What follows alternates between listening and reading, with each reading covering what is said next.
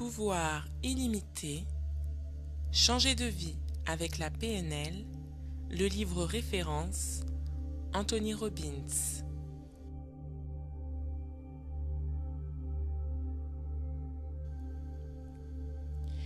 Si un individu produit un résultat que nous voulons imiter, savoir qu'il a formé telle image mentale et qu'il s'est dit telle phrase ne suffit pas. Nous avons besoin d'outils plus affûtés pour accéder véritablement à ce qui se passe dans son esprit. C'est là qu'interviennent les sous-modalités.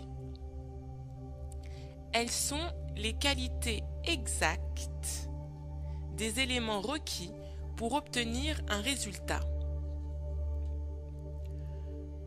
Ce sont les parties les plus petites et les plus précises qui composent la structure de l'expérience humaine. Pour être en mesure de comprendre et de contrôler une expérience visuelle, nous devons en savoir plus sur l'objet qui la provoque. Nous devons savoir s'il est clair ou foncé, noir, blanc ou coloré, mobile ou fixe. De la même façon, nous avons besoin de savoir si une communication sonore est forte ou faible, proche ou éloignée, sourde ou timbrée. Voici une liste de sous-modalités. Page 124. Liste de sous-modalités possibles. Première catégorie, liste des sous-modalités visuelles. Petit 1. Image qui défile ou vue fixe. Petit 2.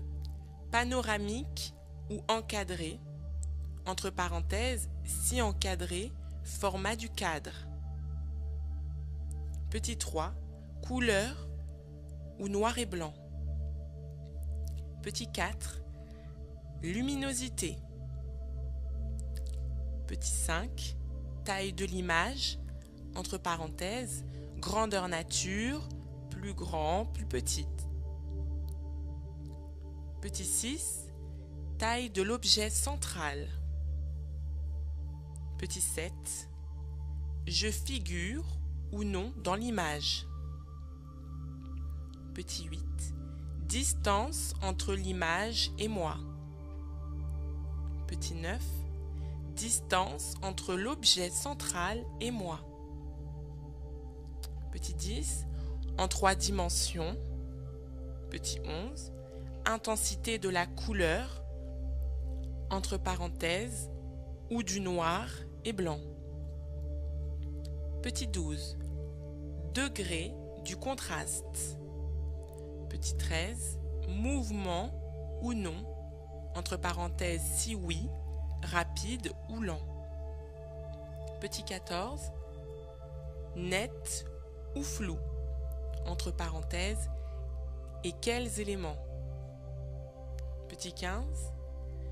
Netteté intermittente ou permanente. Petit 16. Nombre d'images, entre parenthèses, passage de l'une à l'autre. Petit 17. Le lieu. Exemple des sous-modalités visuelles qui semblent avoir le plus d'effet sur la plupart des individus.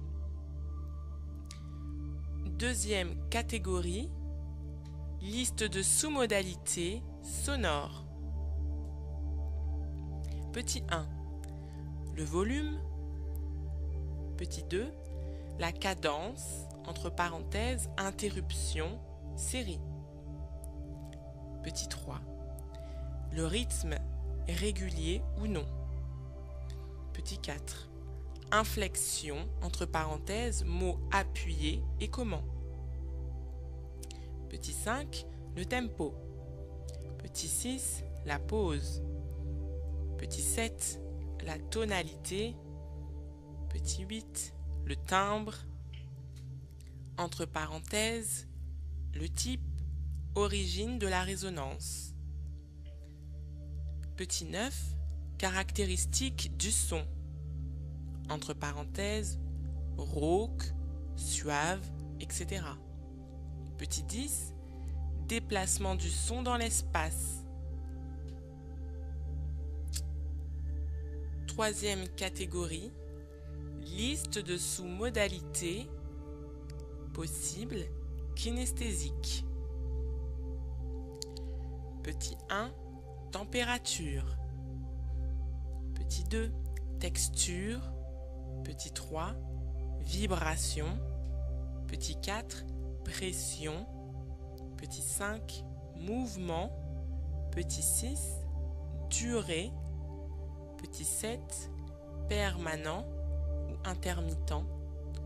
Petit 8, intensité. Petit 9, le poids. Petit 10, densité. Petit 11, emplacement.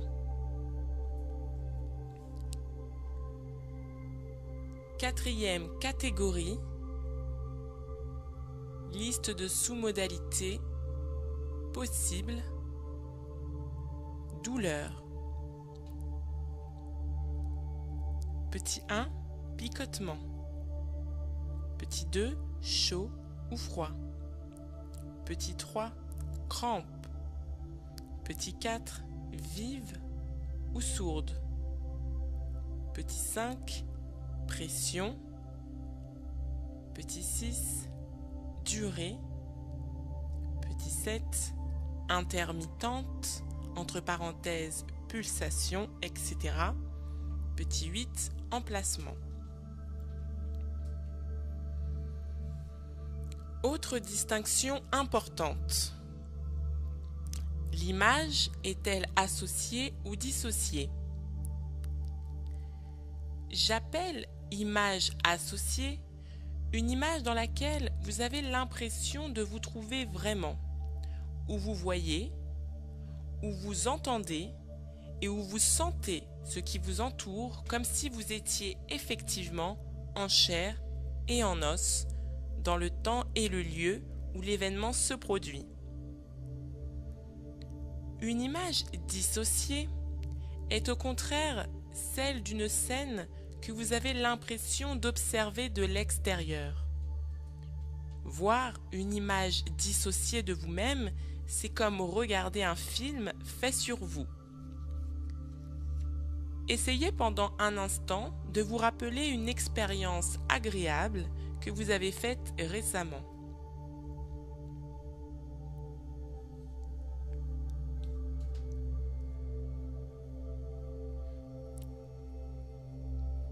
Essayez en fait d'entrer dans cette expérience.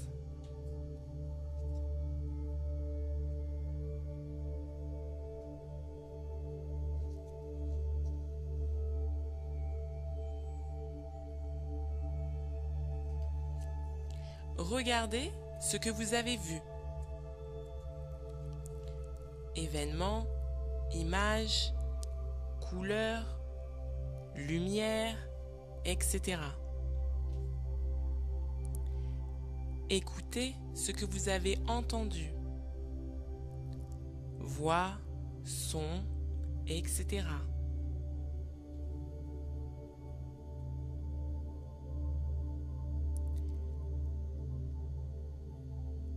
Éprouvez ce que vous avez ressenti.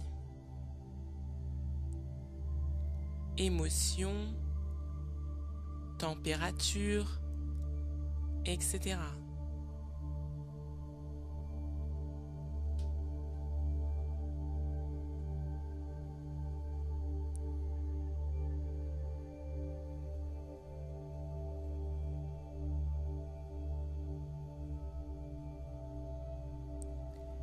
Observez l'impression que cela vous procure.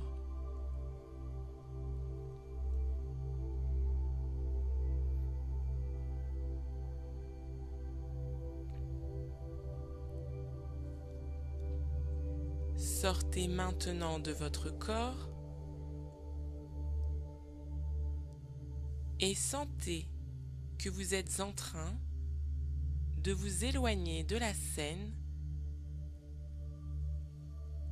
mais que vous vous placez à un endroit d'où vous pouvez toujours vous observer.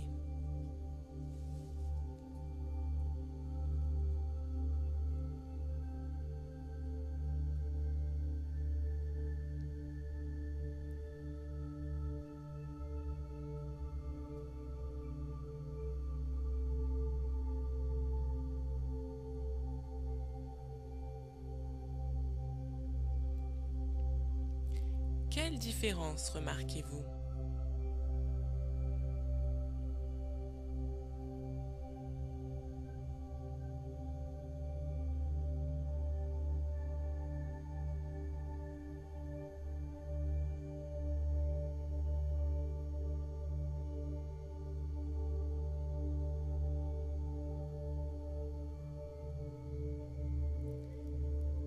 Dans quel cas les sensations étaient-elles les plus vives? Dans le premier ou le second?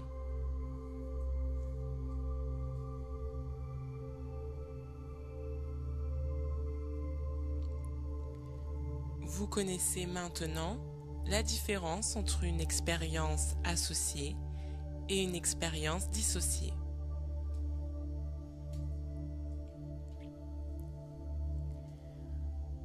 En utilisant les distinctions de sous-modalités, comme celle qui oppose association et dissociation, vous pouvez radicalement transformer l'expérience que vous faites de la vie. Nous avons appris que toutes les conduites humaines résultent de l'état dans lequel nous sommes et que nos états sont créés par nos représentations internes, parce que nous nous représentons, ce que nous nous disons, etc. Et par notre physiologie, la façon dont nous utilisons les différentes parties de notre corps. Nous allons voir dans ce chapitre comment modifier en un instant nos représentations internes et du même coup, modifier nos états et nos comportements.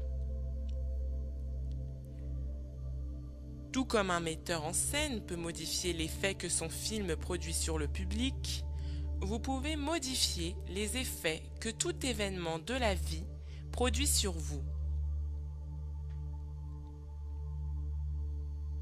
Le metteur en scène modifiera l'angle de la prise de vue, le volume et le style de musique, la vitesse et l'ampleur des mouvements, la couleur et la qualité de l'image, et créera ainsi l'état qu'il veut dans le public.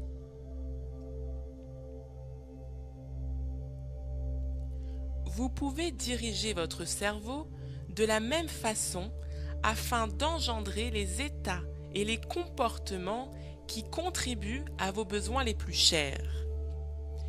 Et je vais vous montrer comment.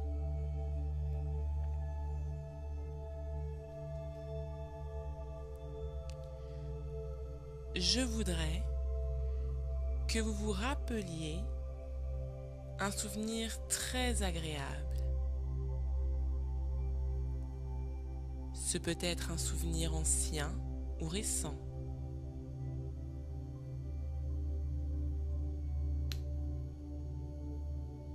Fermez les yeux.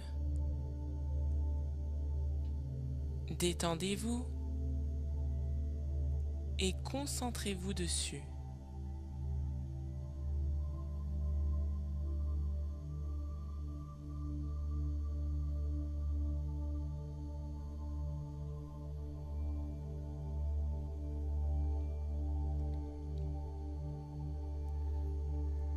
Essayez maintenant de rendre cette image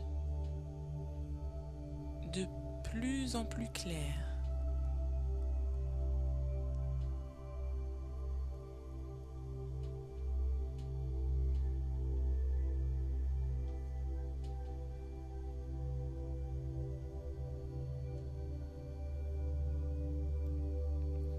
Au fur et à mesure que l'image s'éclaircit, notez les transformations de votre état.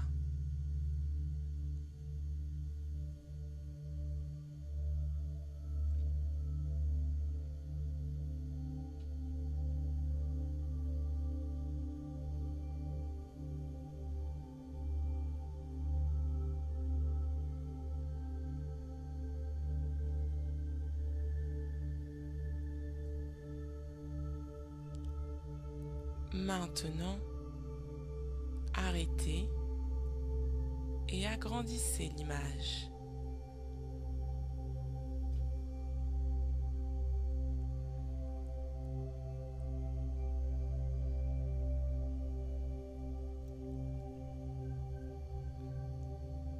Que se passe-t-il quand vous agissez sur elle?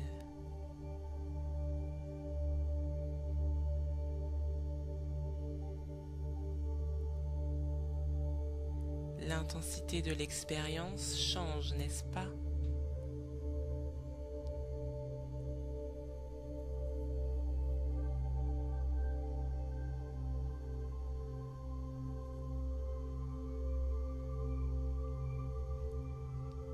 Chez la plupart des gens, éclaircir, agrandir et rapprocher une image la rendent plus puissante et plus agréable.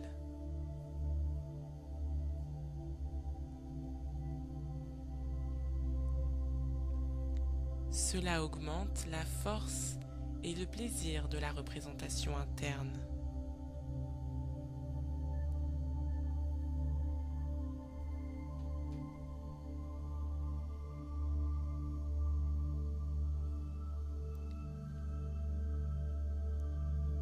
Cela vous met dans un état de puissance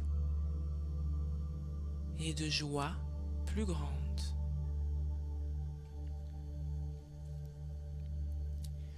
Tout le monde a accès aux 3 modalités. Entre parenthèses, représentation interne, visuelle, auditive et kinesthésique. Mais chacun recourt de façon différente aux différents systèmes de représentation. Beaucoup de gens accèdent à leur cerveau dans un cadre surtout visuel.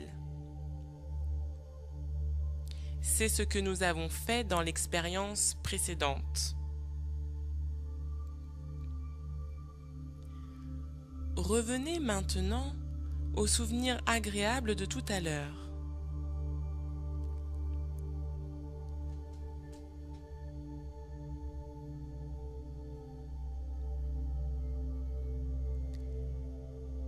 Augmentez le volume des voix et des sons que vous entendez.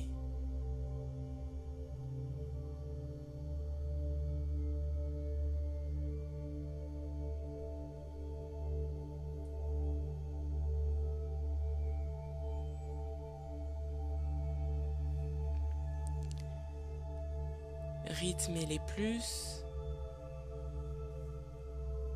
augmentez-en les basses et le timbre.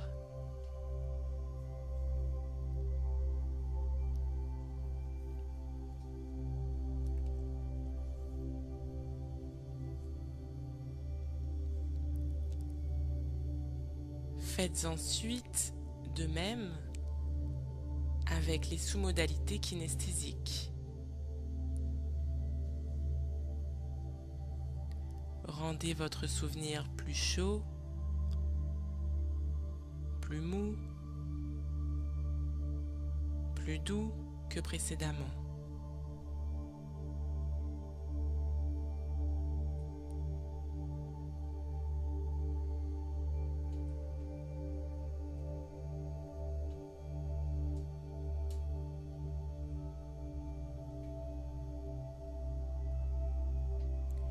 Quelle sensation la scène provoque-t-elle maintenant?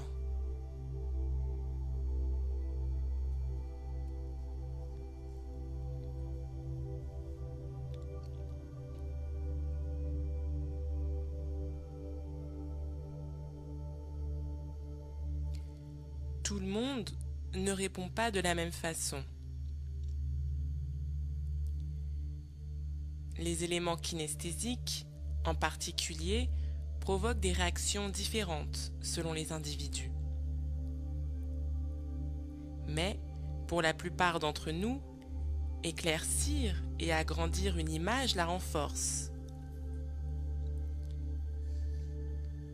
Cela donne à la représentation interne plus d'intensité, plus d'attrait et surtout, cela met dans un état plus constructif, plus fécond.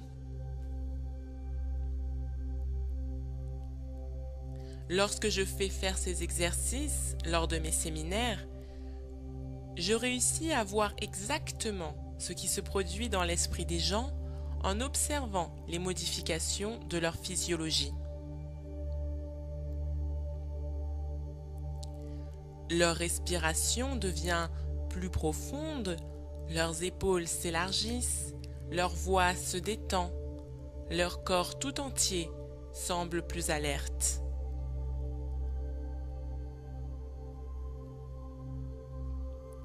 Faisons le même exercice avec une image négative.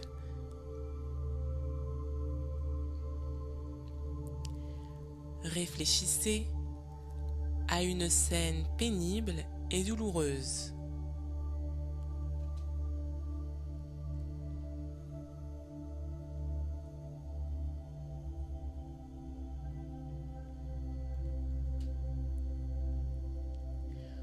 Augmentez-en maintenant la luminosité.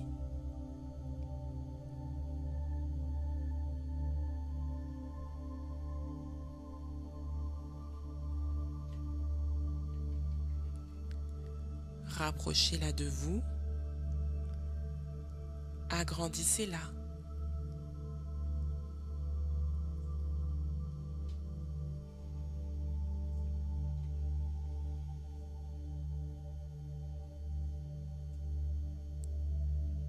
Que se passe-t-il dans votre cerveau?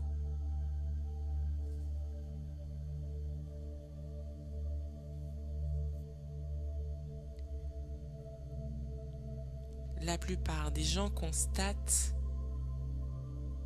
que leur état négatif a empiré.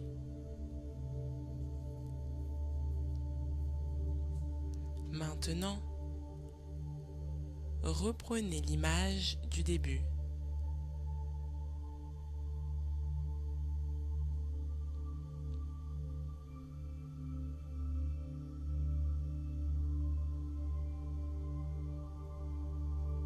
Que se passe-t-il si vous l'assombrissez, si vous en diminuez la taille et l'éloignez de vous?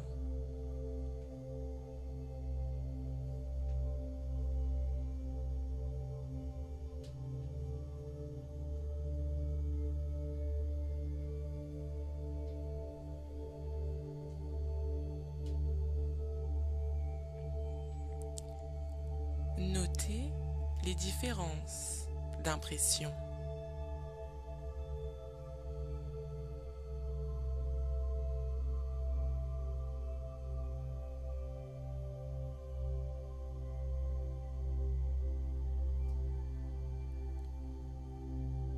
Vous constaterez que les sensations négatives ont perdu de leur intensité.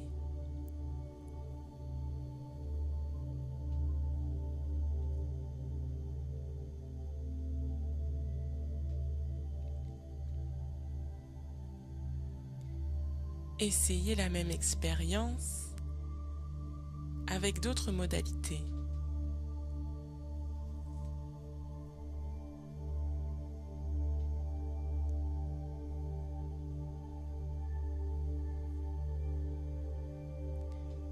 Écoutez votre voix intérieure ou tout autre son présent dans la scène.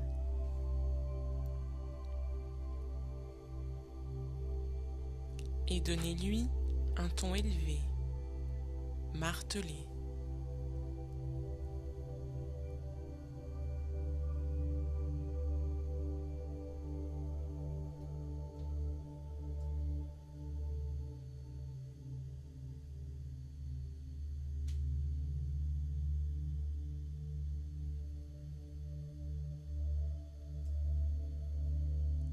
Ou bien durcissez tout ce que vous touchez.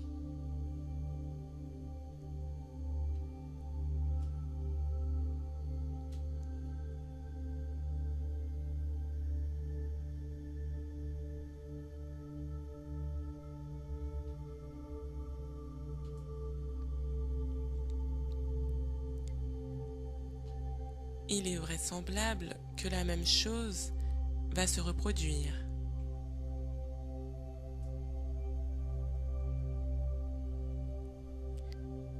Les sensations négatives vont être accentuées.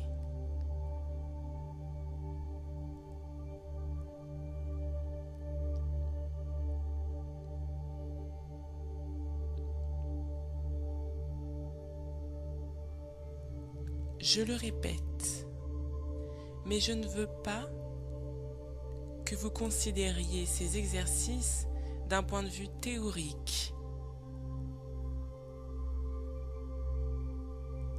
Je souhaite que vous les exécutiez en vous concentrant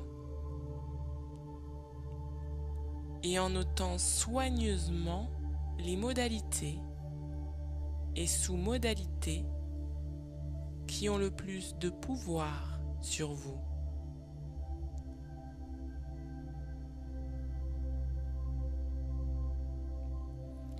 Recommençons donc ces exercices en faisant attention à la façon dont la manipulation des images modifie l'impression qu'elles font.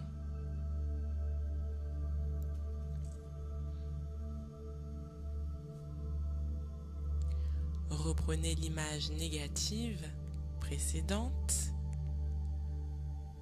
et rétrécissez-la.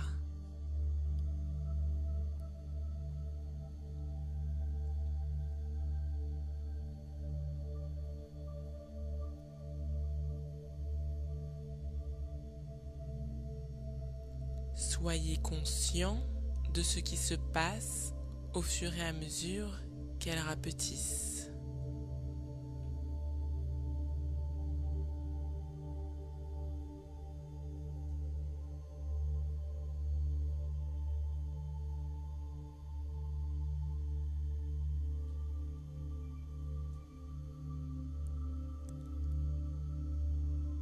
Maintenant, rendez-la plus floue.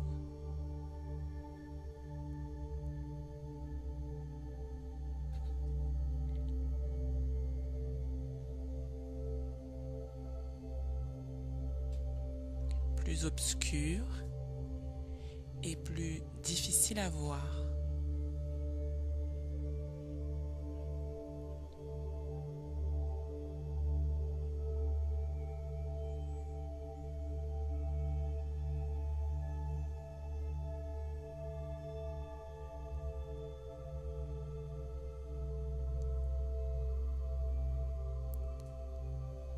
Puis, éloignez-la de vous.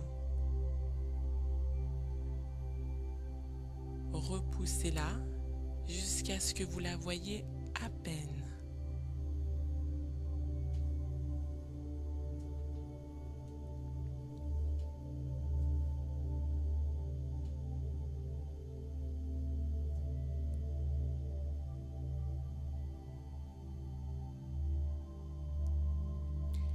Et pour finir, ramenez-la en plein soleil.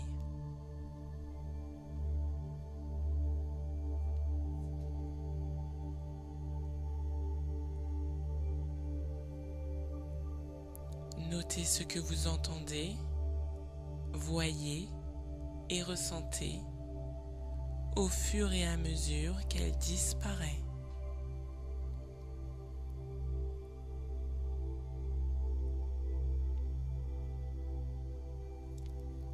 Faites la même chose avec la modalité sonore.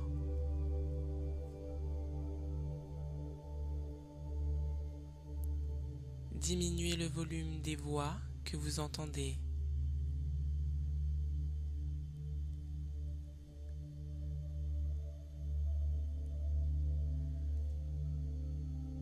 Rendez-les plus nonchalantes.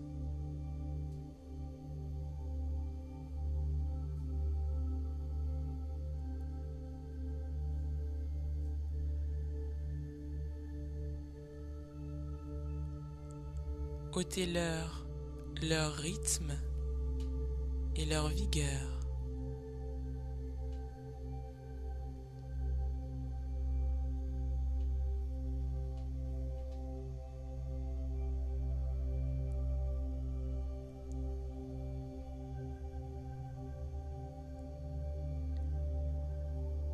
Faites la même chose avec les perceptions kinesthésiques.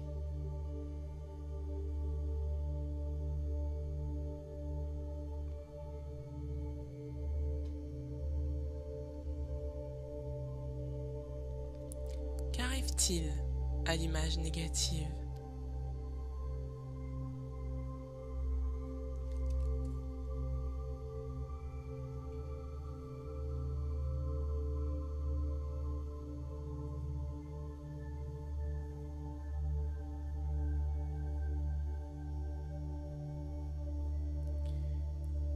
Si vous êtes comme la plupart des gens, elle perd de sa force.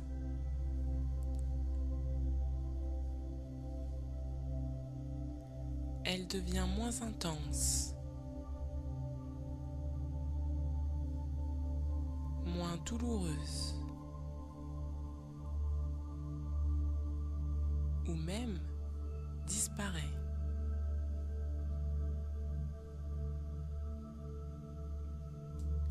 Vous pourriez en faire autant avec un événement du passé qui vous a causé beaucoup de chagrin. Le dissoudre et le faire disparaître complètement.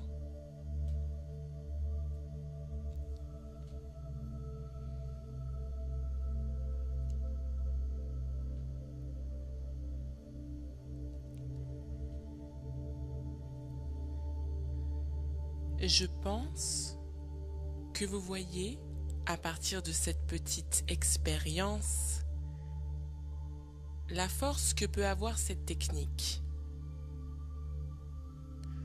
En quelques minutes seulement, vous avez réussi à augmenter une sensation positive et à diminuer une sensation négative. Dans le passé, vous étiez à la merci de vos représentations internes. Vous savez désormais qu'il n'est pas nécessaire que les choses se passent ainsi.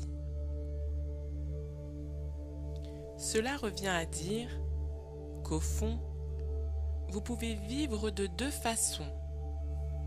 Ou bien laisser votre cerveau vous diriger, comme il le faisait dans le passé, le laisser vous projeter n'importe quelle image, son ou sensation et réagir automatiquement comme un véritable chien de Pavlov, ou bien choisir de diriger consciemment votre cerveau, lui donner les directives que vous désirez lui donner, débarrasser les images négatives de leur force, vous les représenter d'une manière qui ne vous affaiblisse plus, d'une manière qui vous permette de les manier efficacement.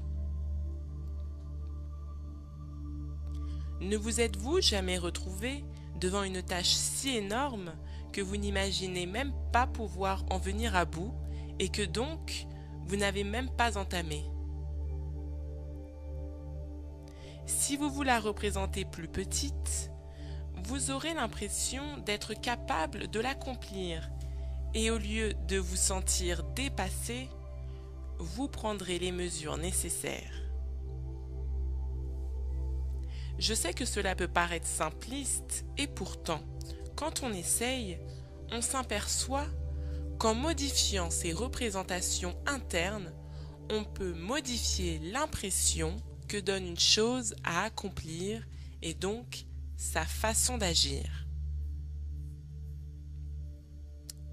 Et bien sûr, vous savez maintenant qu'il est possible d'exalter les expériences agréables, de prendre en considération les petites joies de l'existence et d'en augmenter l'importance, d'en faire le rayon de soleil de la journée et de vous sentir aussitôt plus léger et plus heureux.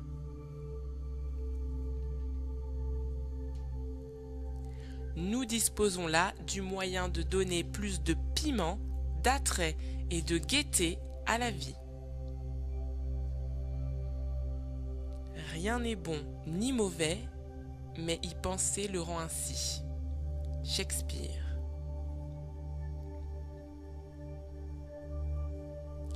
Vous vous rappelez qu'au premier chapitre, nous avons parlé de la marchandise des rois.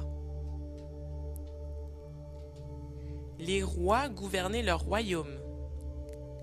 Eh bien, votre royaume, c'est votre cerveau. Et vous pouvez le gouverner en contrôlant la manière dont vous vous représentez les expériences de la vie. Toutes les sous-modalités dont nous avons parlé disent au cerveau ce qu'il doit ressentir. Rappelez-vous en effet ceci. Nous ne savons pas exactement de quoi est réellement faite la vie. Nous ne connaissons que la représentation que nous nous en faisons. Si donc nous nous représentons une image négative sous une forme volumineuse, claire, puissante et sonore, notre cerveau nous fera ressentir une mauvaise expérience extrêmement volumineuse, claire, puissante et sonore. Mais si nous rétrécissons cette image, l'obscurcissons, l'immobilisons, nous lui ôterons sa force et le cerveau réagira en conséquence. Au lieu de nous mettre dans un état négatif, il suffit de hausser les épaules et de traiter cette image sans la laisser nous bouleverser.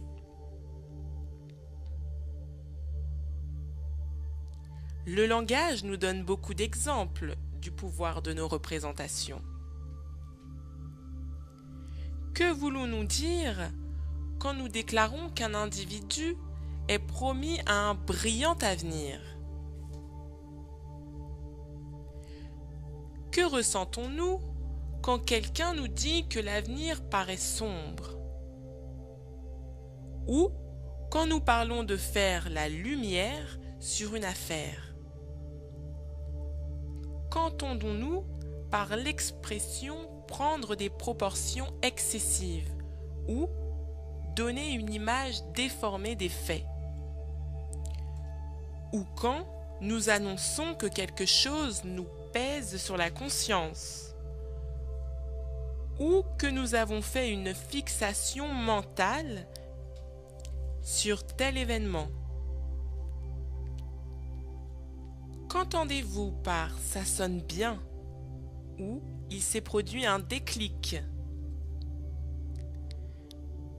Nous avons tendance à considérer ces expressions comme des métaphores. Ce n'en sont pas. Ce sont généralement des descriptions précises de ce qui s'est produit dans votre esprit. Repensez à ce qui s'est produit tout à l'heure, quand vous vous êtes rappelé un mauvais souvenir et l'avez agrandi. Vous rappelez-vous comment cela a accentué l'aspect négatif de l'expérience et comment cela vous a mis dans un état négatif? Pouvez-vous trouver un meilleur moyen de décrire cette expérience que de dire qu'elle a pris des proportions excessives? Nous savons donc, d'instinct, le pouvoir de nos images mentales. Je le répète, nous pouvons contrôler notre cerveau et ne pas nous laisser contrôler par lui.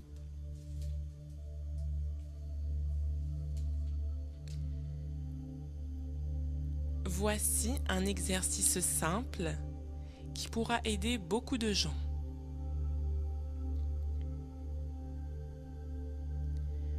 Avez-vous déjà été obsédé par un dialogue intérieur que vous ne réussissez pas à interrompre, comme si votre cerveau refusait de se taire?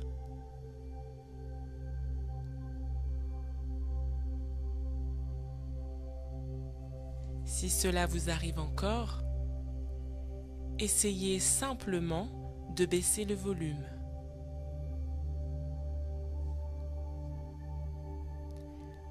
Atténuez la voix qui résonne dans votre tête.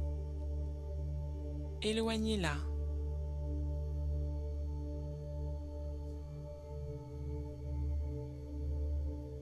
Cela suffit souvent pour régler le problème.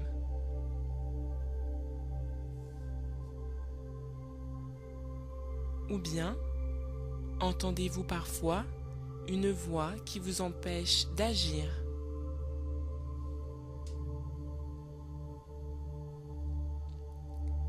Laissez-la désormais dire la même chose. Mais donnez-lui un ton enjôleur, presque câlin. Mais non, tu ne peux pas faire ça. Quel effet cela produit-il?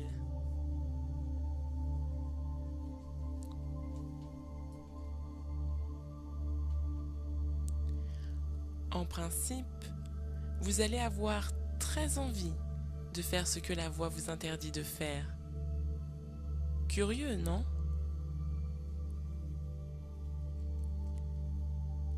Passons à un autre exercice. Cette fois-ci, pensez à quelque chose que vous étiez très désireux de faire.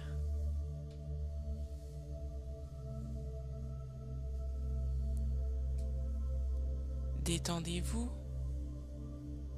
et formez une image mentale aussi claire que possible de la scène que vous voulez évoquer.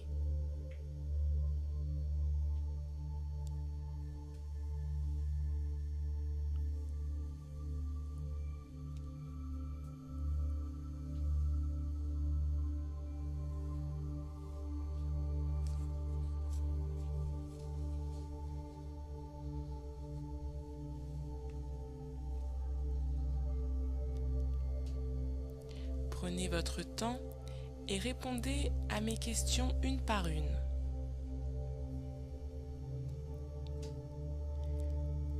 Les réponses varient selon les individus.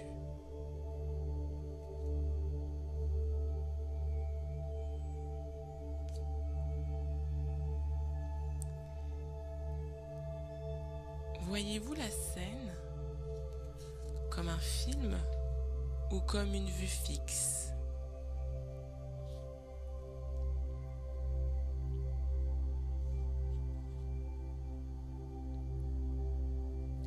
Est-elle en couleur ou en noir et blanc?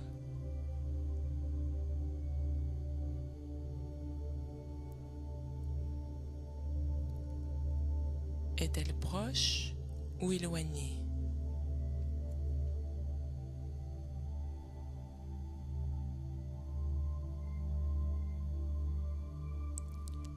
Est-elle à droite, à gauche ou au centre?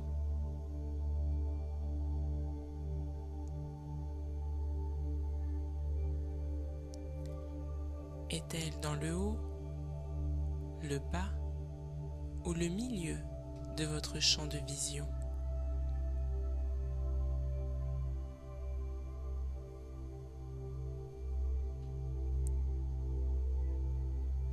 Est-elle associée, c'est-à-dire la voyez-vous comme si vous y étiez présent, ou dissociée, c'est-à-dire la voyez-vous comme un observateur extérieur?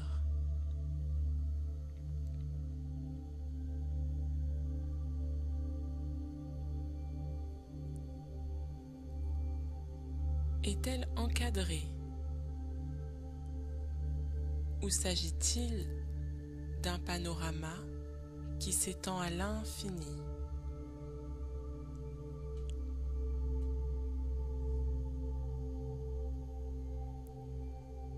Est-elle claire ou sombre?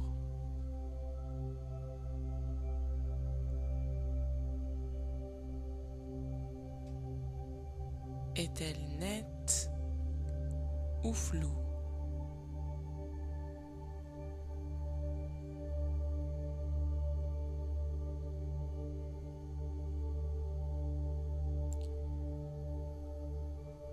Tout en faisant cet exercice, notez les sous-modalités qui se manifestent avec le plus d'intensité.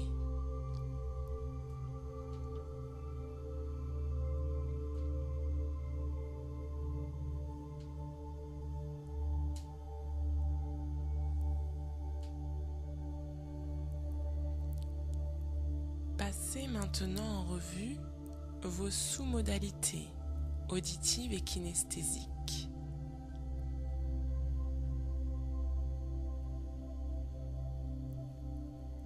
Quand vous écoutez ce qui se passe, entendez-vous votre propre voix ou les voix des autres personnes présentes?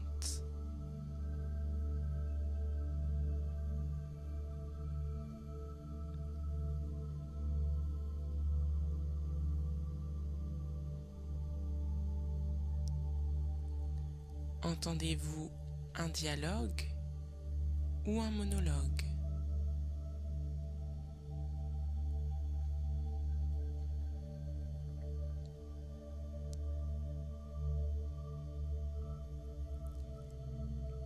Les sons que vous entendez sont-ils forts ou faibles?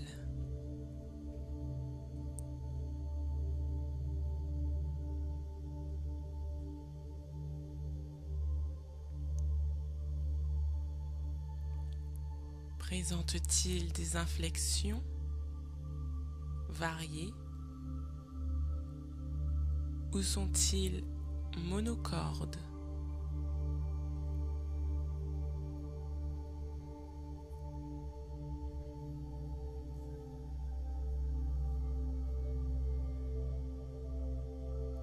Sont-ils rythmés ou hachés?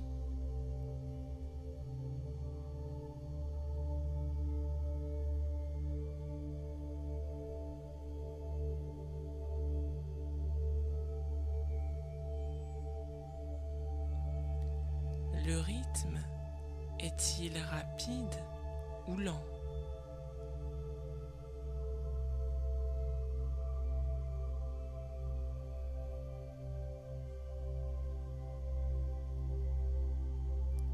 Les sons vont et viennent-ils ou sont-ils permanents?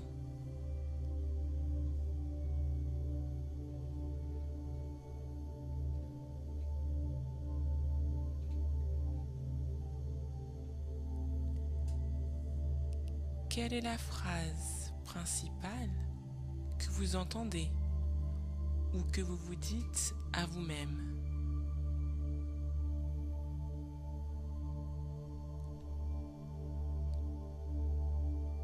D'où vient le son?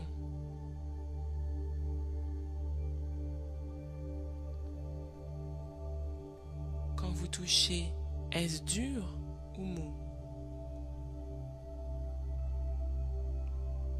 Chaud ou froid?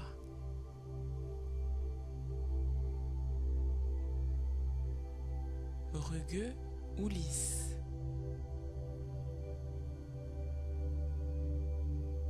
Souple ou rigide?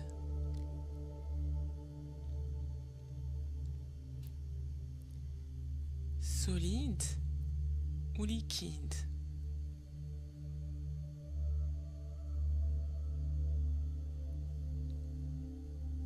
Pointu ou émoussé?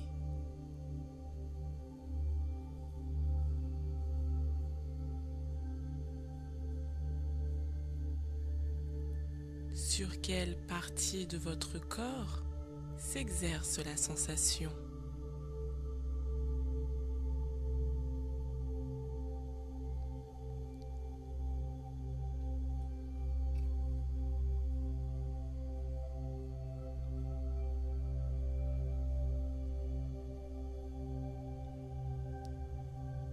Est-ce sucré ou aigre?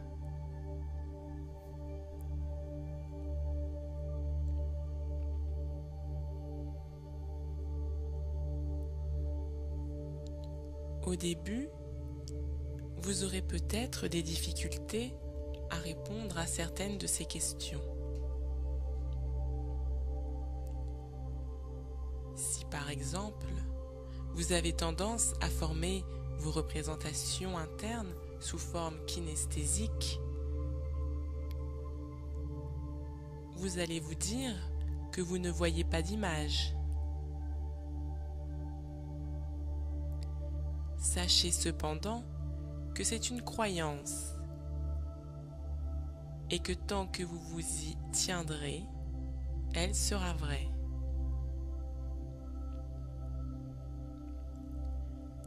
Au fur et à mesure que vous prendrez conscience de vos sous-modalités,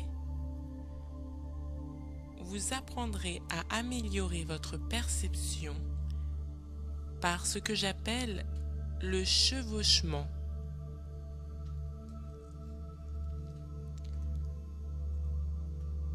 En attendant, si vous êtes surtout auditif, par exemple, mieux vaut commencer par vous accrocher à tous les souvenirs sonores que vous avez de la scène.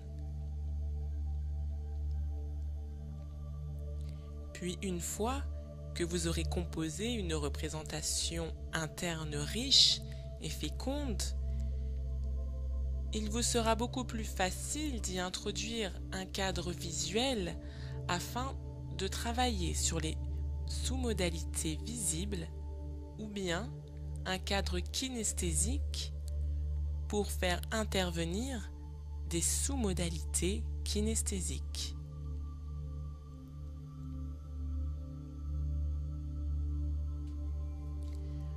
Vous venez donc de voir la structure d'une scène où vous étiez très motivé pour agir. Imaginez maintenant une action pour laquelle vous désiriez être très motivé alors que ça n'a pas été le cas jusqu'à présent.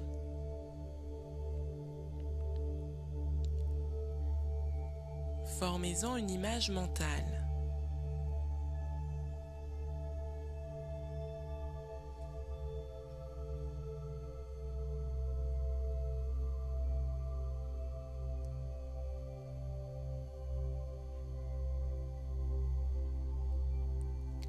Posez-vous ensuite les mêmes questions que plus haut, en prenant soin de noter en quoi les réponses diffèrent des réponses précédentes.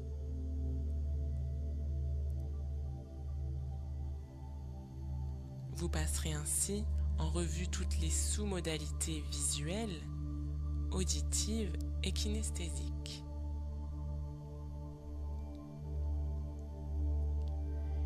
Quand vous écoutez ce qui se passe, entendez-vous votre propre voix ou les voix des autres personnes présentes?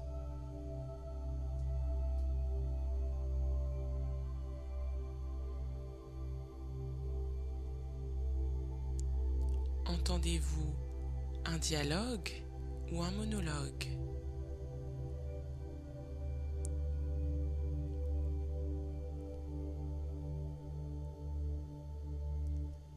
Les sons que vous entendez sont-ils forts ou faibles?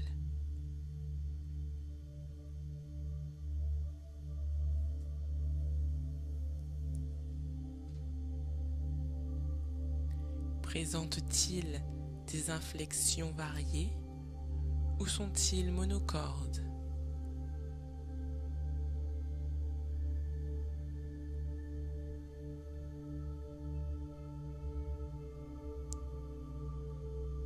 Sont-ils rythmés ou hachés?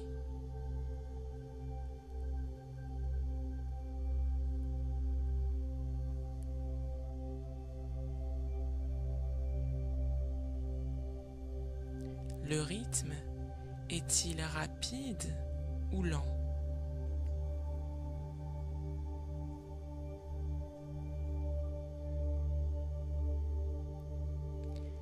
Les sons vont et viennent-ils ou sont-ils permanents?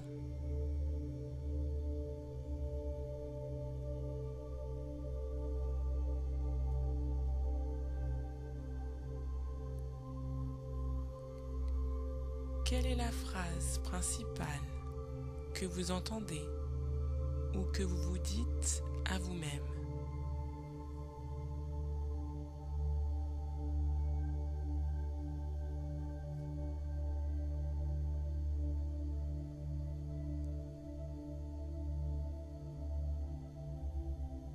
D'où vient le son?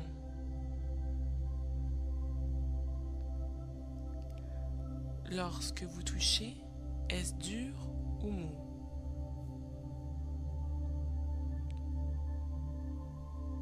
Chaud ou froid?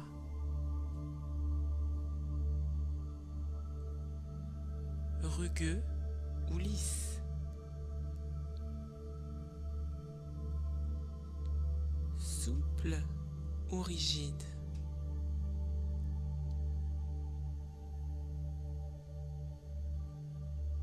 Solide ou liquide?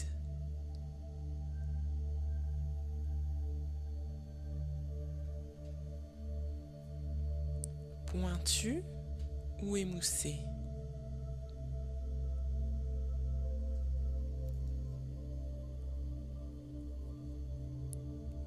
Sur quelle partie de votre corps s'exerce la sensation?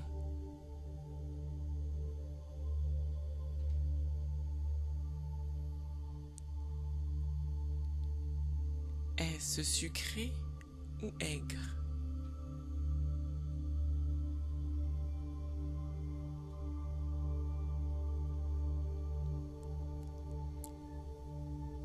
Revenez maintenant à l'expérience pour laquelle vous étiez très motivé. Appelons-la l'expérience 1. Puis, à l'expérience pour laquelle vous vouliez être motivé. L'expérience 2. Et regardez-les simultanément. Ce n'est pas difficile. Imaginez votre cerveau comme un écran de télévision coupé en deux. Et regardez les deux images à la fois. Il y a des différences de sous-modalité, n'est-ce pas?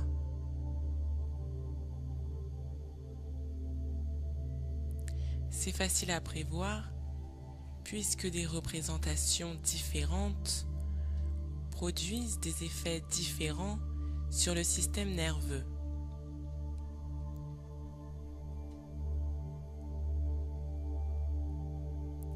Reprenez maintenant les sous-modalités dont nous savons qu'elles sont motivantes et petit à petit, rectifions les sous-modalités de l'expérience où nous ne sommes pas encore motivés, l'expérience 2, afin de les amener au niveau de celle pour laquelle nous sommes motivés, entre parenthèses, les sous-modalités de l'expérience 1.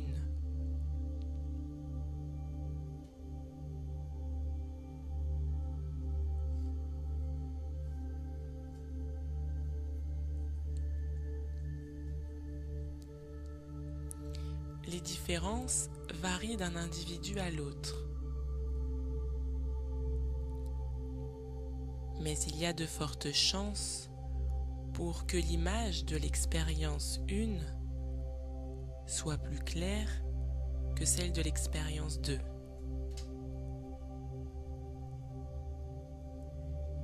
Elle sera également plus audible et plus rapprochée.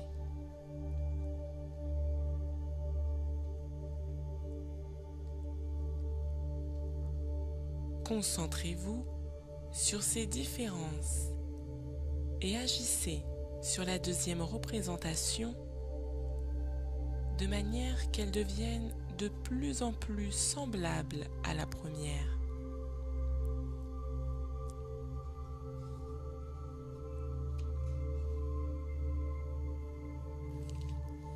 N'oubliez pas de faire de même pour les représentations auditives et kinesthésiques. Allez-y.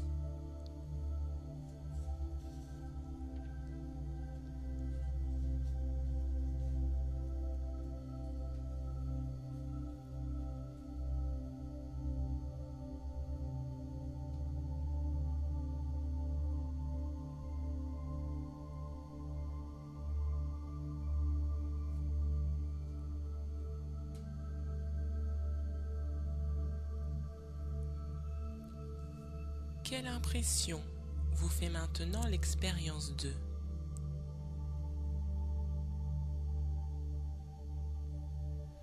Êtes-vous plus motivé?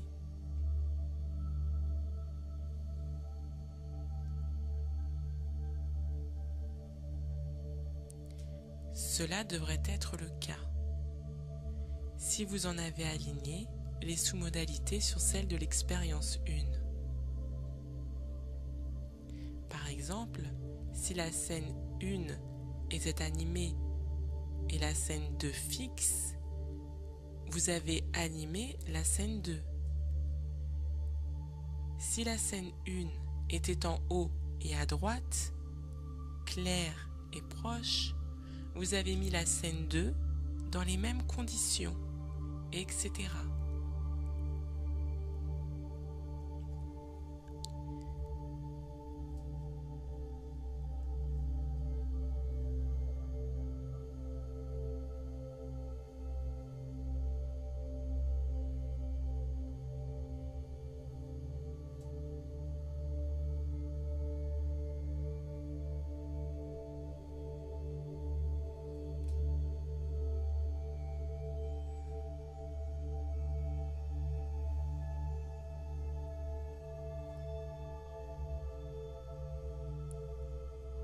Cet exercice surprend parfois. Pourtant, si l'on y réfléchit, il est assez logique. Si vous connaissez les indications représentatives qui mettent votre esprit dans un état particulier et que vous appliquiez ces indications à une expérience, vous réagirez comme ces indications ordonnent à votre système nerveux de réagir face à cette situation.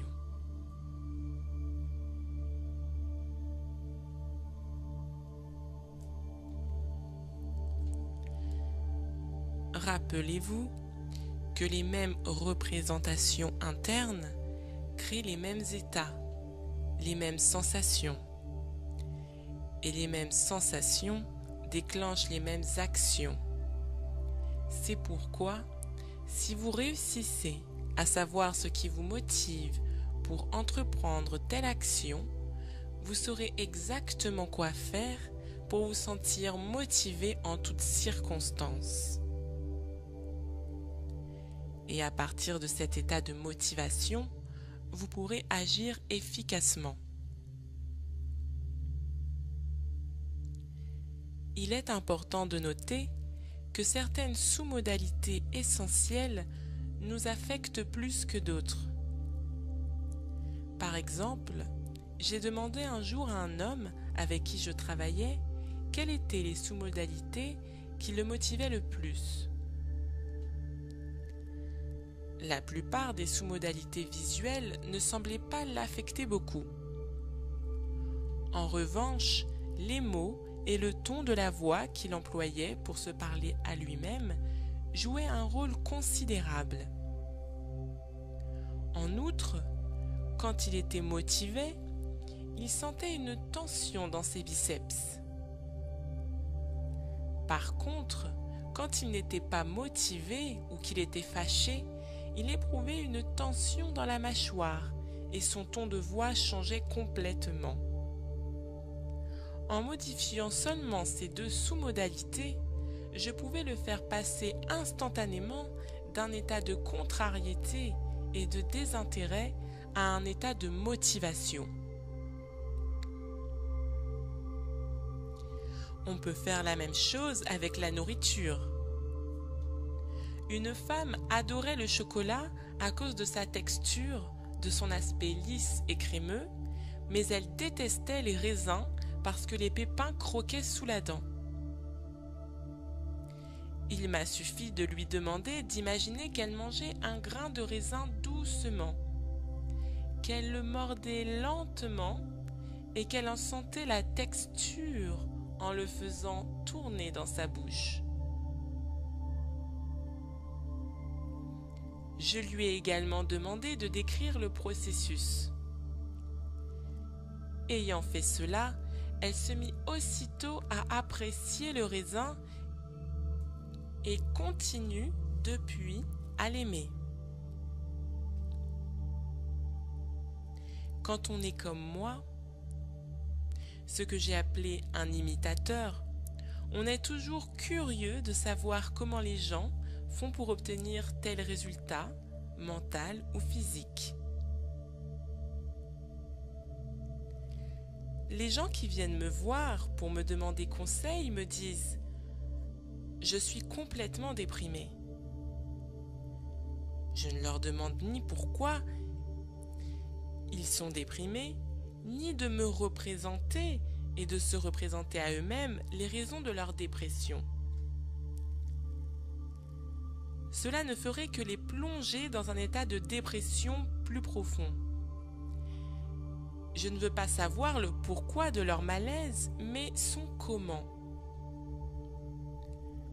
Je leur demande donc « Comment vous y prenez-vous » J'ai droit généralement à un regard étonné, parce que la personne ne se rend pas compte qu'elle doit faire un certain nombre de choses dans son esprit et dans son corps pour être déprimée. Je lui demande alors « Si j'étais dans votre corps, comment ferais-je pour me sentir déprimée ? Qu'est-ce que j'imaginerais ? Qu'est-ce que je me dirais ? Comment le dirais-je ? Sur quel ton le dirais-je ? » Ces processus provoquent en effet des réactions mentales et physiques spécifiques et produisent donc des effets affectifs particuliers. Si vous modifiez la structure du procédé, il peut se transformer en autre chose, en un état différent de celui de dépression. Une fois que vous savez consciemment comment vous faites certaines choses, vous pouvez commencer à faire marcher vous-même votre cerveau et à créer les états qui vous aident à vivre de la manière que vous désirez et que vous méritez.